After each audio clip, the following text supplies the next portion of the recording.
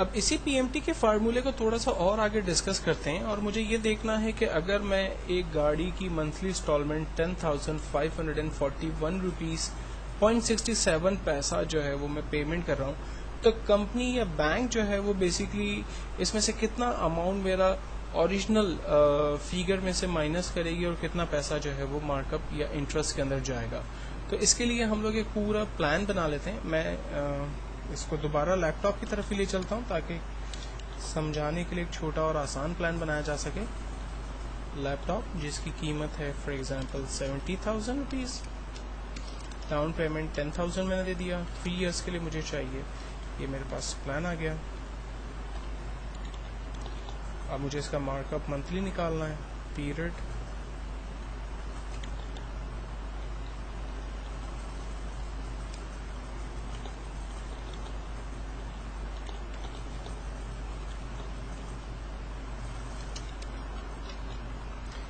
चूँकि ये 3 इयर्स का प्लान है तो मुझे इसको 36 मंथ तक ट्रैक करना पड़ेगा।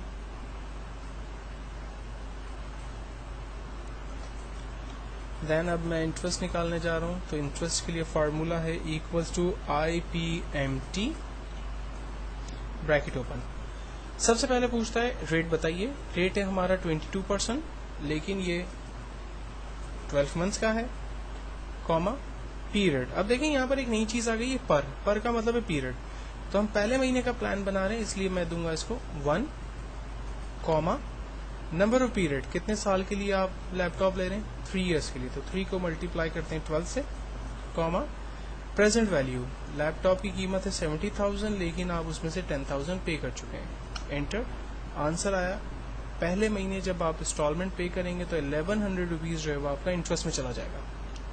ओरिजिनल अमाउंट में कितना जाएगा, इक्वल्स टू PPMT का फार्मूला है, bracket open, rate 22%, but divide करेंगे 12 से, कॉमा पीरियड पहला महीना, comma number of period, 3 years के लिए आप लैपटॉप ले रहे हैं, 3 इयर्स को मल्टीप्लाई करेंगे 12 से, कॉमा प्रेजेंट वैल्यू 70,000 में माइनस करेंगे 10,000 को, तो आंसर आएगा 1191 rupees.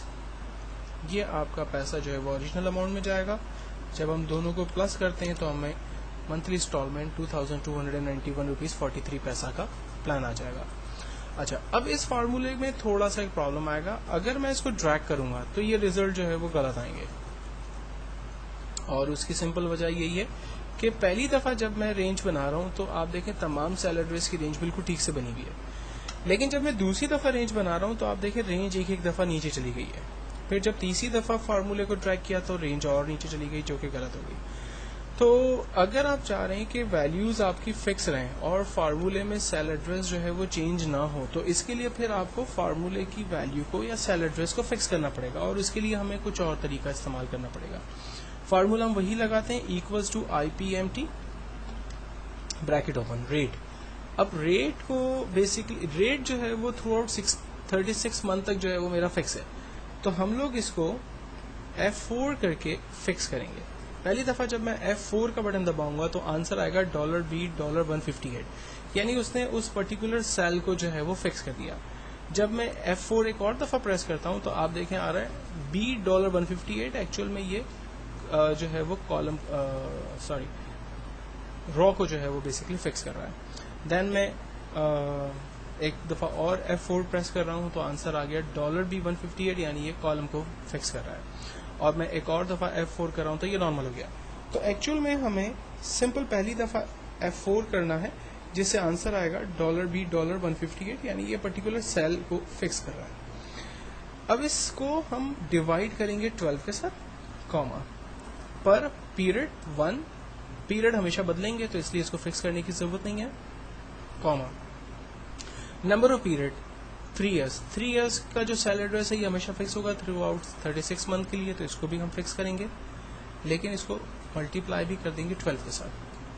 Then comma present value 70,000 हमेशा फिक्स है, इसलिए इसको F4 किया, माइनस 10,000 से, ये भी वैल्यू फिक्स है, एंटर किया, आंसर आ गया। अब जब मैं इसको ड्रैग करता हूं तो आप देखें इसका मंथली प्लान मेरे पास इंटरेस्ट का सामने आ गया।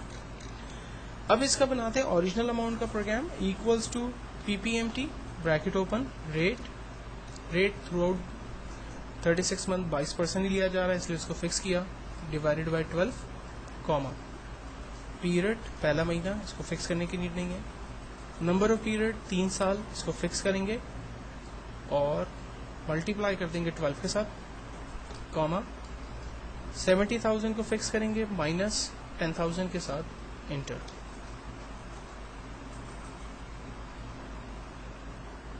कुछ मिस्टेक हो गई है,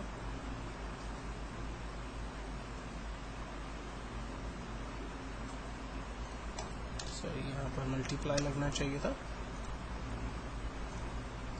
इसको भी ट्रैक कर लेते हैं और फाइनली दोनों का टोटल आंसर निकाल लेते हैं। आप देखें एवरी मंथ आपको बैंक को जो है वो 2,291 रुपीज़ देना है, लेकिन शुरू के महीने में आपका इंटरेस्ट अमाउंट जो है वो बहुत हैवी जा रहा है, जो कि आहिस्ते आहिस्ते कम होकर 41 रुपीज़ तक आ जाएगा और आपकी प्रिंसिपल अमाउंट जो ओरिजिनल अमाउंट है उसमें पैसा जो है वो ज़्यादा जा रहा होगा।